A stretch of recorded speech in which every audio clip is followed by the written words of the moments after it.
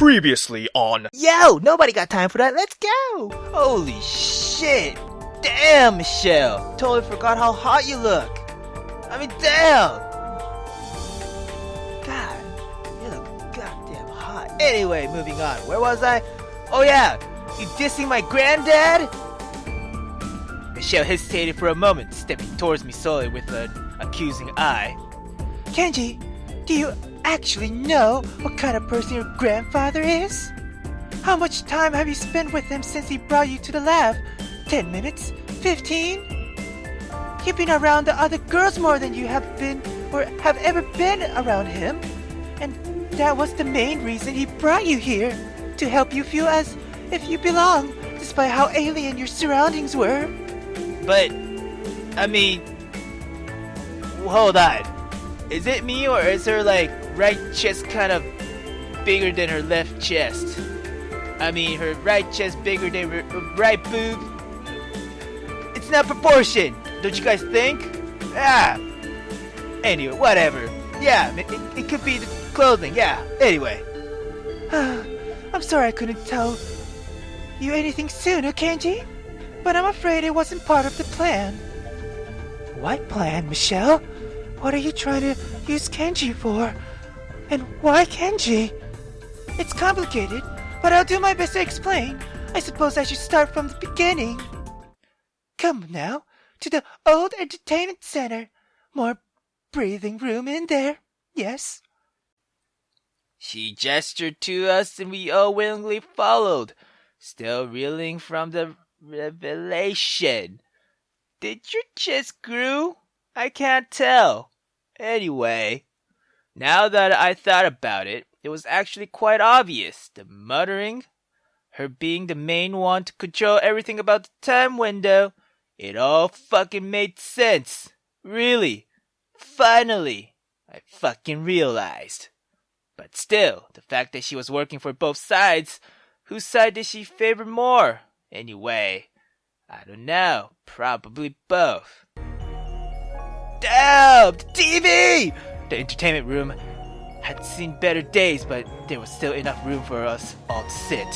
It was nice that we were being treated more like guests than captives, but it was still a rather off-putting atmosphere. Not the TV! No! Hey, the game system seems to work, yeah. At least that's good news, right? Yeah. Anyway. Michelle waited a moment before beginning her explanation. So, after I told Gramps about Mizuki and Bunny, and after he flipped his lid about it, he kept a close eye on the machine for then on out, I mean.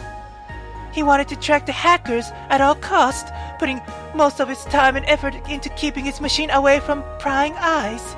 It seems like he upped security every day, and he got very paranoid. He mellowed out just a bit after, but I could tell he still had his eyes on me.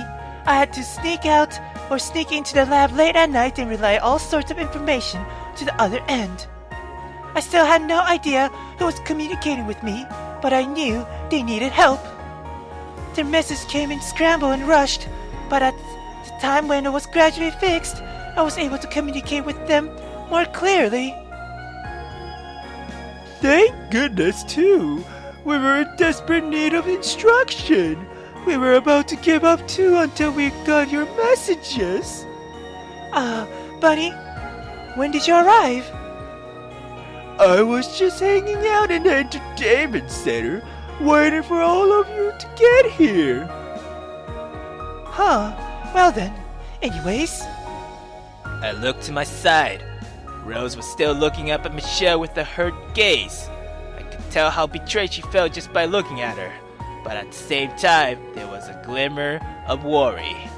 It was then that she glanced back down at her chest, likely checking to see if it was still swelling while we were trapped in a future time. Hey, Rose, look. Girl, chill. It's gonna be okay. Your boobs are fine.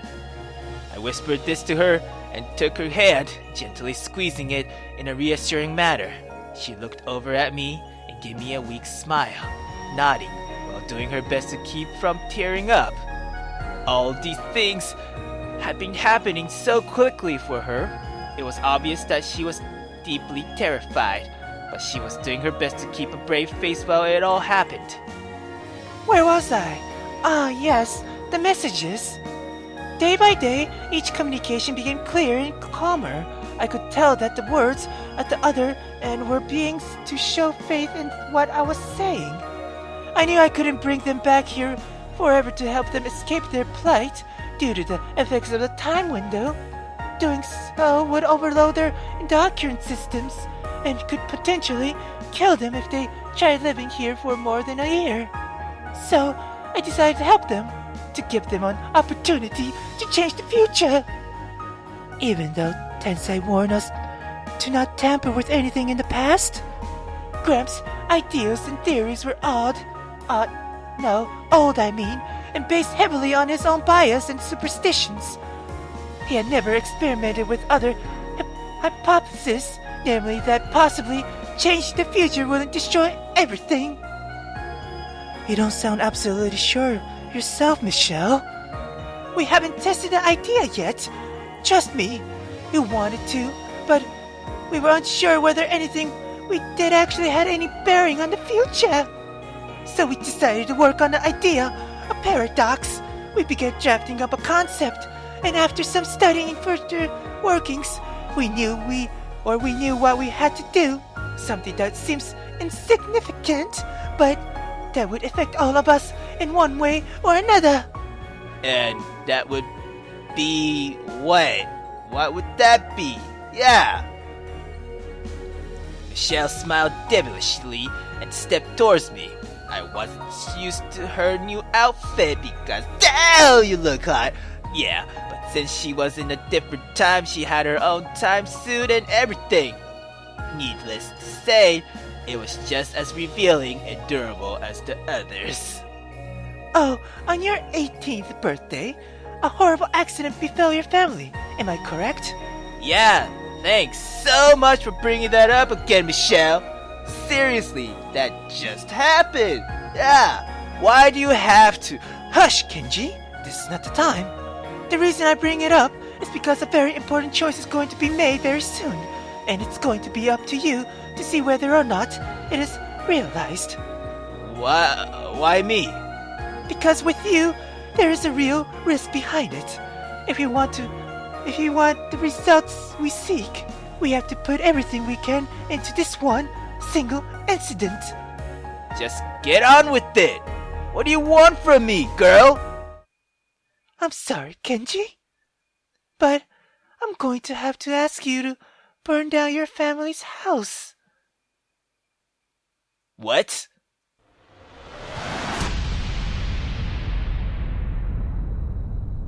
It's already burned! What the fuck are you talking about? Michelle, have Kyo and Rose made it back safely yet? Michelle, where are you?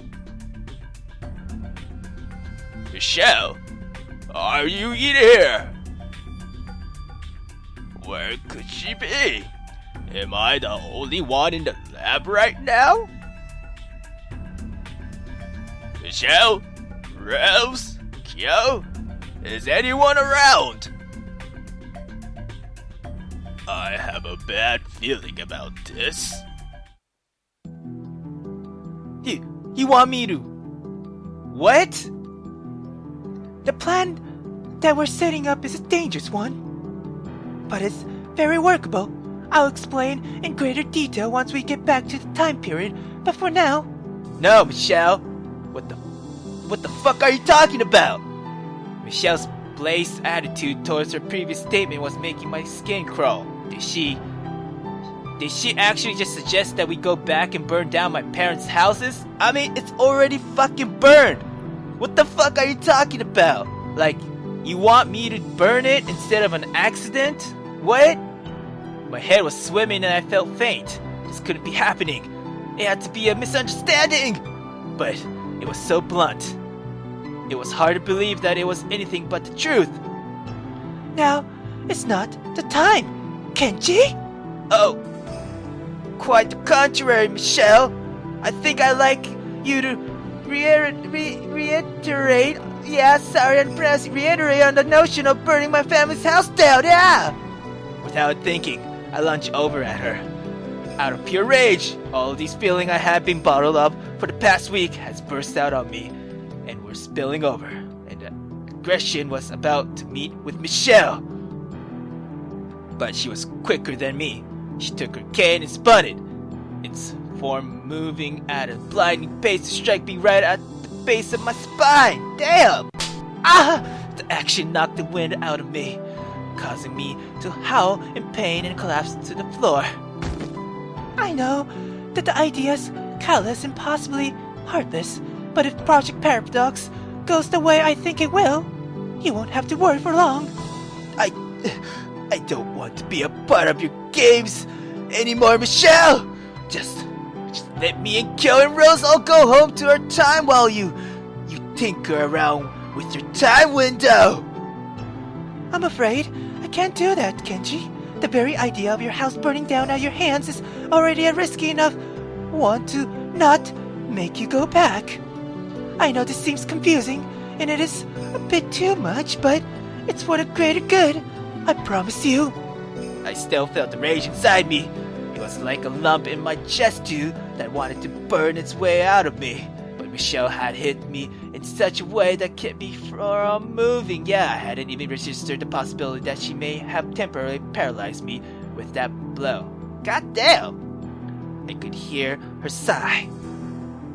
Mizuki, take him to the quarters to rest and recover. Bunny, take Rose and Kyo to their own separate room together. Hey! The last thing I need is you two scheming with him. Now go. Take care of them. I saw both Mizuki and Bunny nod. Mizuki taking me by the torso, lifting me over her shoulder, before swiftly walk over to the room within the hallway. She dropped me on the back on the bed and stood in the doorway, looking at me. What the fuck you want, Mizuki? I understand how you must feel. Oh, do you now? Really? So you know what it's like to be told to kill your own family? I said it with biting sarcasm, but I could tell from her eyes that she was being serious. Let's just say, I didn't have the best upbringing, yeah. She paused, then turned her back to me. But that's none of your concern. Rest, Kenji. Tomorrow will be a difficult day. With those words, she exited into the dark hallway, leaving me to collapse on my bed and stare at the ceiling. Relax? How the fuck could I possibly relax knowing that I had to do tomorrow as a part of this project? I brought my hands up to my face and rubbed my eyes. I was so tired. I had barely slept since I had gotten here, and that wasn't changing, especially now. I said upwards, looking around the dark room, then finally making up my mind. I quietly stood, making my way silently towards the doorway. I looked out, making sure no one was keeping tabs on me, and began to make my way down the hall. I needed answers that Michelle wasn't giving me. If I could just find them, maybe I wouldn't feel as uneasy. I made my way into the room adjacent to mine, thinking that at least one of these rooms was used to hold paperwork, and damn, it looks fine here, yeah. And there's a katana, it must be Mizuki's room, yeah. They had shown me the experimental lab, and it seems to be just a storage closet for various spare parts. No real shelves or bookcases with it. So the plans must have been in one of these bedrooms. I went in quietly, sneaking over to the bookcase. I rolled open a drawer on the bottom, leafing through. Nothing but clothing in this one. I dug around a bit, but I barely had time to look before I heard someone approaching! Crap! I looked around, trying to find a good place to hide until the coast was clear. The closet nearby seems big enough to hold me, so I swung the door open and quickly snuck inside, shutting in behind me as swiftly but silently as I could. A figure appeared in the doorway, nimbly walking towards the bookcase. They lit a candle, allowed the room to fill the light, and showing me who it was. Mizuki? Wait! What is happening right now?